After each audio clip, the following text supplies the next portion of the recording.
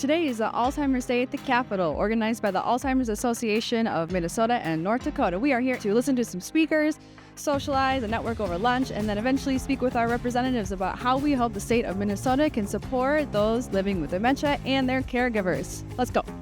The Capitol is always a sight to see, especially when you're in a sea of purple. Here we heard a number of speakers from the Alzheimer's Association, some state representatives, and also a family caregiver. They gave us the top legislative priorities, and after taking a group photo out on the front steps, we walked next door to have lunch together, and we were able to sit with some people in our district so we could buddy up and prepare to talk with our reps. So our top 3 legislative priorities today are, first, to increase spending for respite care services, making it more accessible and affordable for us families across the state. Secondly, the ability for private insurance to cover FDA-approved medicines for dementia.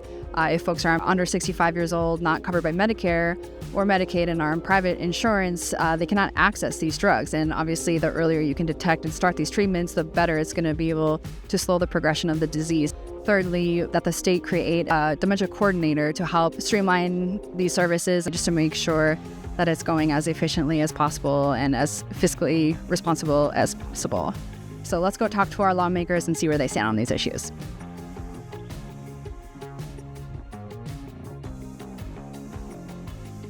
The day is over. I found a fun hat. And it was just a really fun time today to connect with other family caregivers, to hear their stories, to hear how all of our journeys are connected. Thinking especially of the caregivers who are homebound, essentially, and acknowledge that all of us who are able to come today is because they have a support system around them, perhaps including respite care, which is what we were advocating for today. We need more respite care. Our caregivers need more support, and it was encouraging to hear our senator and representative super supportive of this. Our, meaning my 2 representatives in the meetings that I was in. But the question is always, when there's funding attached to them, how is this going to be paid for? And so that becomes a whole nother question, debate, especially as we look across the aisle. Is this a bipartisan effort? And to some extent it is, but the question, again, you have to reconcile across all parties, how are we paying for these programs? But I feel like my cup has been filled in just connecting with other family caregivers and knowing that we can be a community if only we can find each other first, right? So the other family caregivers were excited by this and thought it was a great idea. Why can't we band together online and find each other? It's so hard to find other caregivers. But it was so fun today to be in good company. I'll just do a PSA for everyone to be in touch with your legislators, see where they stand on funding public health and funding our state waiver programs, Medicaid, Medicare, Social Security. How are we going to continue to care for our loved ones with dementia, and how is that going to be sustainable and feasible for us as caregivers as well?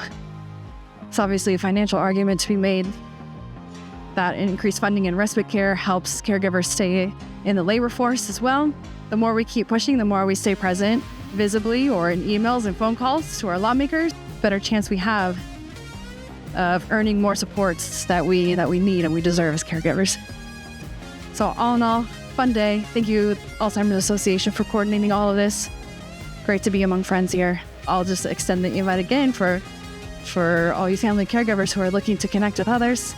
Careist is starting as an online platform, but I'm hoping with time we can build enough critical mass where we can have local meetups and be able to support each other in person, face-to-face in our dementia caregiving journeys.